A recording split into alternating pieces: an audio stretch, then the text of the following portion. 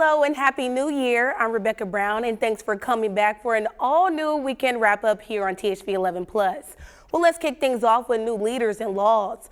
History was made in Van Buren County this week as Karen Baker was sworn in as the first female Chief Justice of Arkansas Supreme Court. Carter Thweet was there and spoke with Chief Justice Baker and the judge who administered the oath. I'm just so grateful to the people of Arkansas and to the people of my home county. Chief Justice Karen Baker addressing a crowd in that county shortly after this moment, which officially made her Chief Justice of the state Supreme Court, the first woman to hold that position. I think about my mother and my grandmother and the opportunities that they didn't have. I don't know that it matters that much being the first, but it matters that there's been a first. Baker says it was important to her to be sworn in here in Clinton, where she grew up. Judge H.G. Foster, who swore her in, says he wasn't surprised. Instead of having the pomp and circumstance to which she is entitled, she came here, as she said, to the courtroom where she tried her first case, and she got sworn in front of the people who have supported her all her career. Foster has known and worked with Baker for many years and says she's incredibly worthy of the position. He highlights her staying true to her principles, even in the midst of social change. The only things that motivate her, from what I've seen, and I've seen a lot, is doing the right thing, complying with the law, and seeing that everybody who comes before the court is treated with respect. For Baker, she says she's anxious to get started and says one of her top priorities is transparency. I intend to conference publicly and invite. Seems like we've had too much secrecy, really, in the way the court operates. In Van Buren County, Carter Thweet, THV11 News. Voters elected Baker in November with a slight majority of just over 50%. Her opponent in the nonpartisan runoff, Justice Rhonda Wood, remains on the high court bench, as does one of her primary opponents, Justice Barbara Webb. Nicole Jester was sworn in as Secretary of State in Arkansas this week.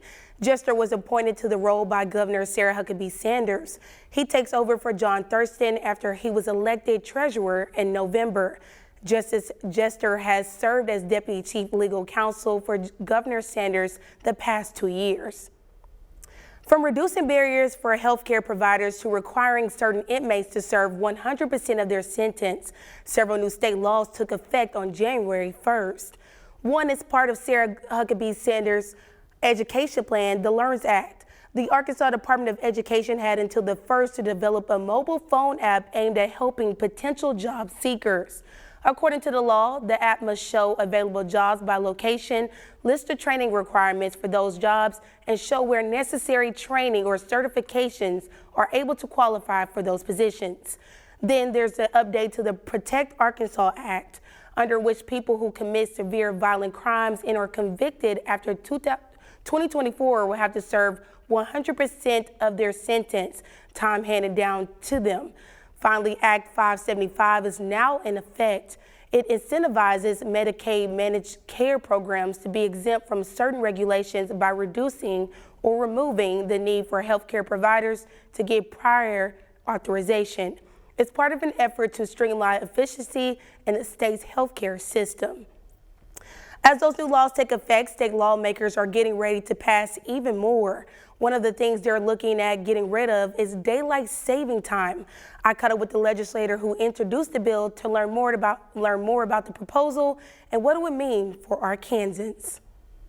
But the problem is nobody wants to be first, right? And to be a leader, you've got to be willing to make that, step out and take that risk. The burden of changing the clocks twice a year may soon be a thing of the past, and mornings in Arkansas could one day arrive earlier than we ever imagined. House Bill 1069 proposes to put Arkansas on standard time year-round. It's a debate we've heard on the national level and now in Arkansas once more, as Arkansas State Representative Stephen Meeks once again pushes for a change. So I was planning on filing this bill again. I ran it last session to no avail.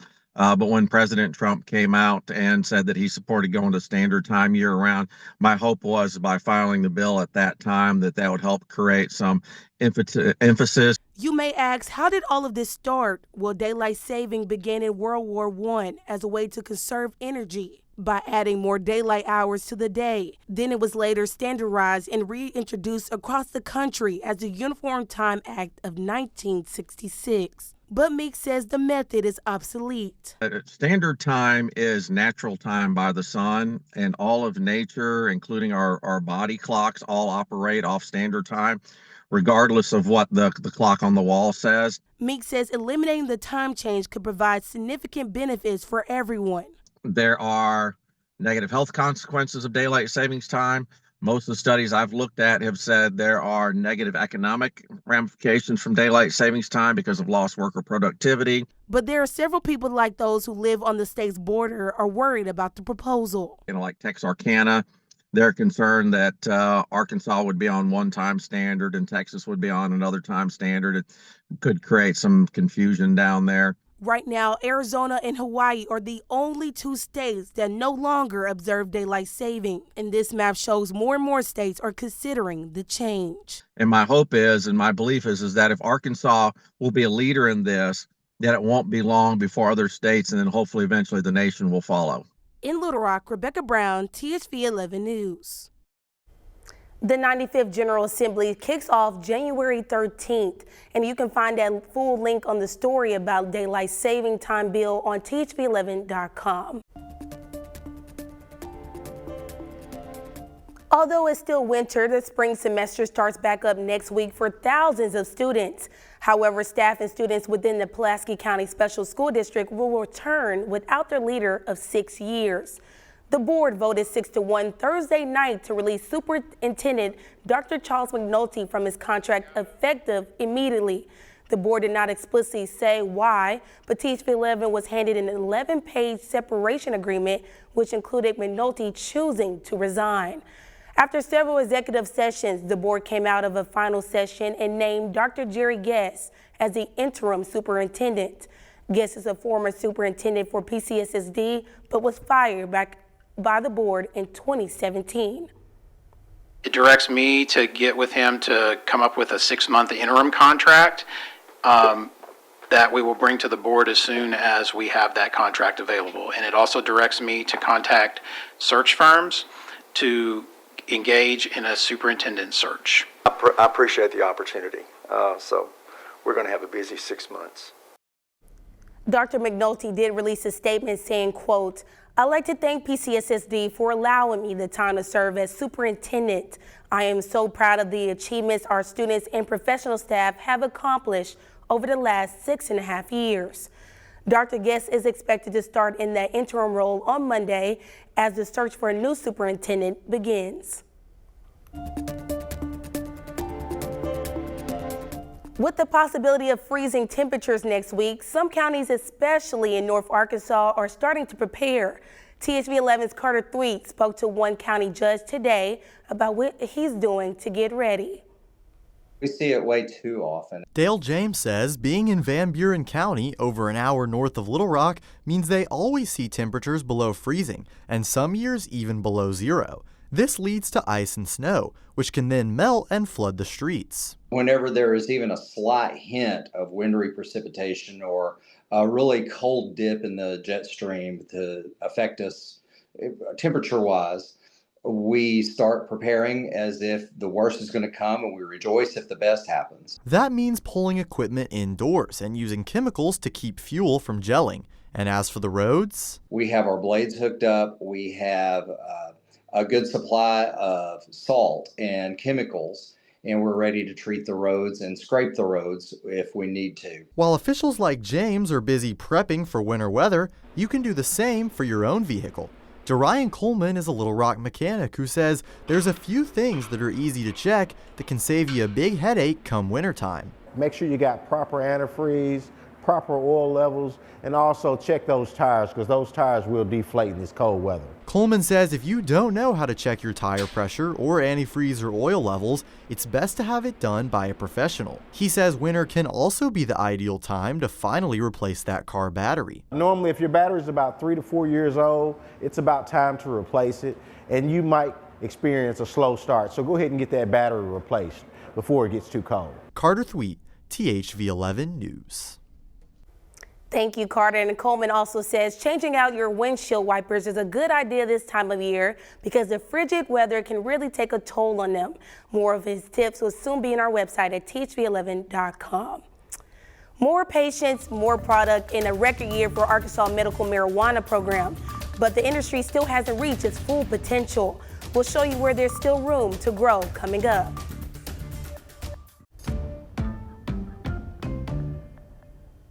Arkansas medical marijuana program hit some new records in 2024. Since voter approval in 2016, it still isn't operating to its full capacity, yet it's still bringing in big numbers to the state.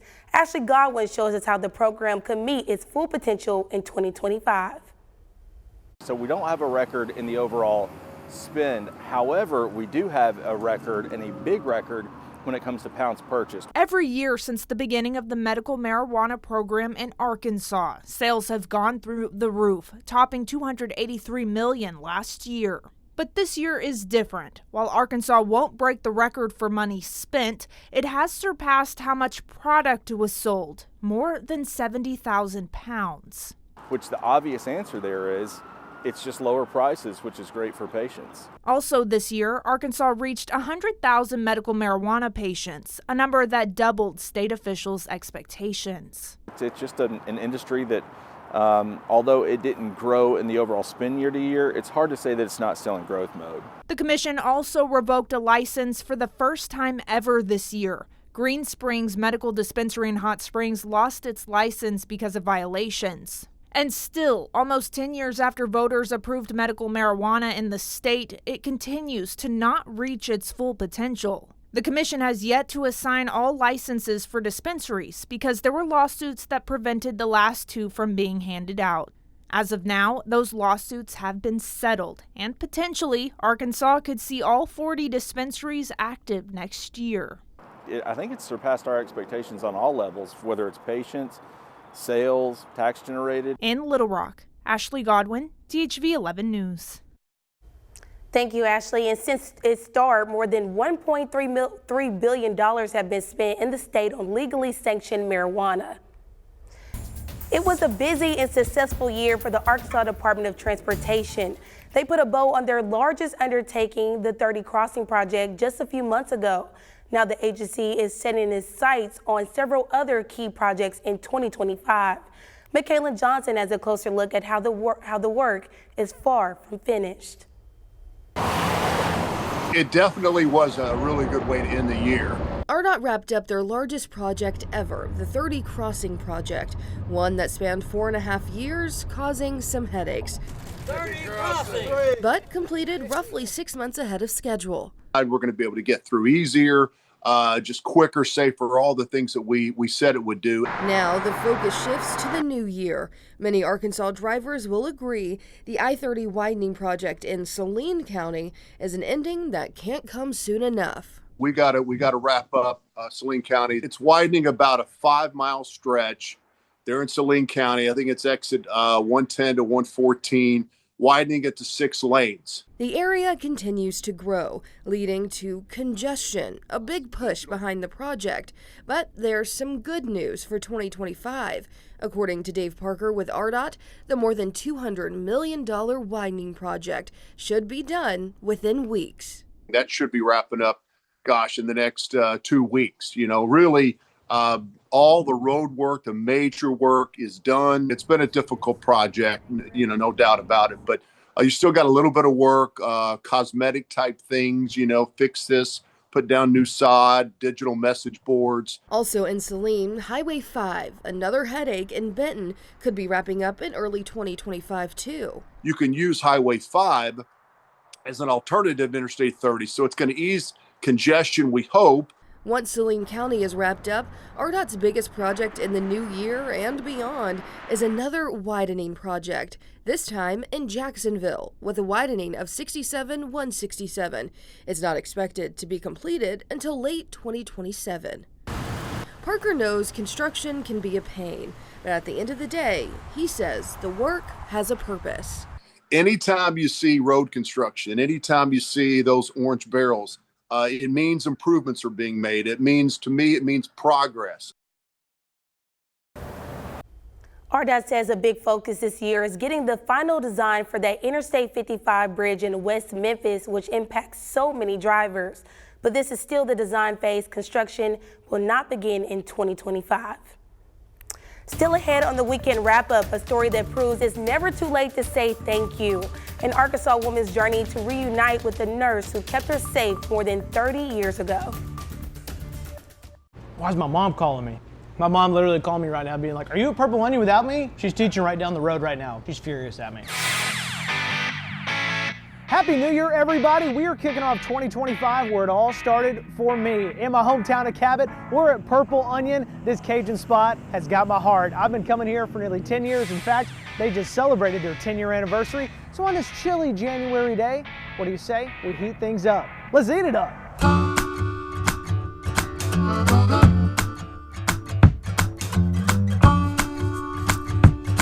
What do folks expect when they walk in here and then they say, "Man, I feel like maybe I went down to Louisiana and didn't have to drive that far"? You know, we like to call it Cajun flair. We love the Cajun food, the Cajun style, you know, the big city vibes in a little town. We definitely have a lot of regulars. They call us their local water hole. We love that. You know, home of the swamp basket is our thing. What goes into the swamp basket? 3 pieces of fried catfish, chicken tenders, a ½ pound of steamed shrimp, jalapeno hush puppies, hand-cut fries, and any sauce of your choice, really. We have gator bites, alligator bites, that we serve with our signature bang bang sauce that we make in-house. Oh, okay. Super yummy. Fried crawfish tails are a big hit, also made with a Creole cream sauce that we make in-house as well. All right, back here with Toby. Toby, what are we dialing up? We are going to pull out some of our steamed Alaskan snow crab legs out of the steamer, steamed in excellence. Ooh, look at the steam coming off. So right here. Wow. So this is our homemade bread pudding made from scratch. Okay, we've got the skillet coming out nice and hot. We're gonna pull it out. We're gonna plate this right on top. We're gonna pour a bourbon butter sauce right on top of this. Bourbon butter sauce? Yes, sir.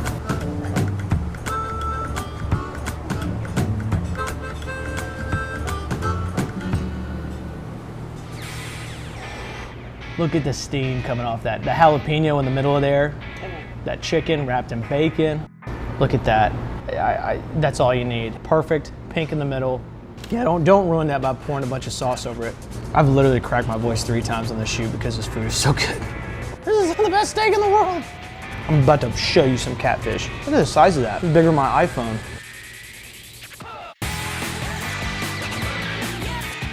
Yeah, I may need like 8 of these. Toby, my hero. I'm here for you.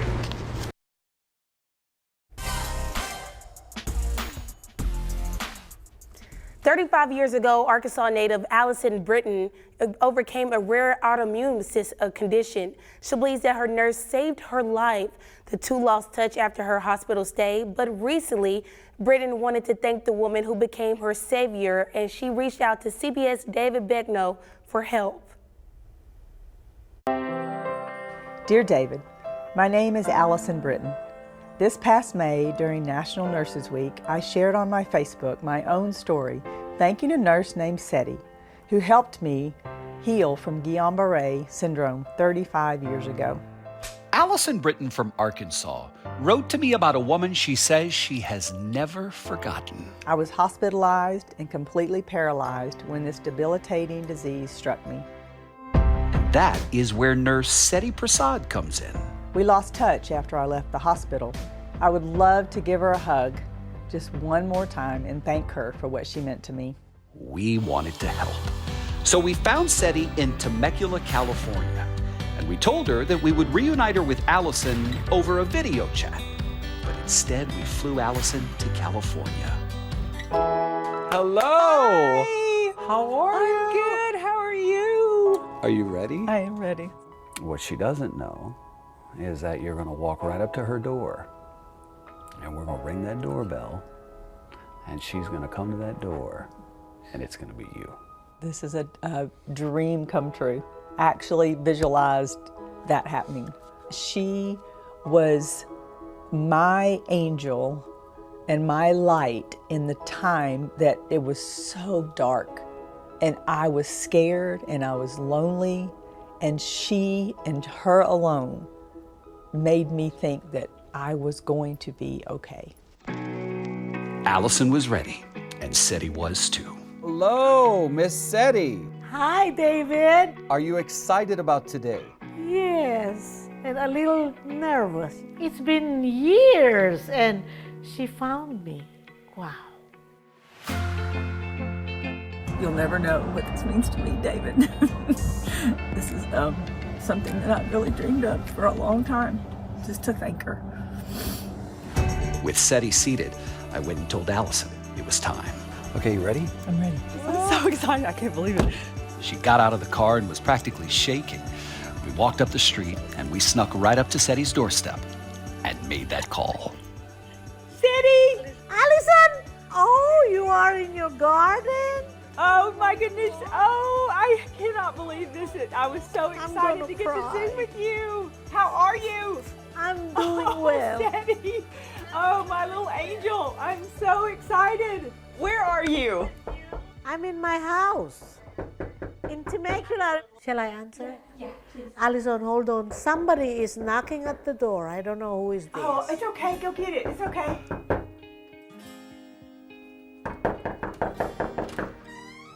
Oh my God! You actually came!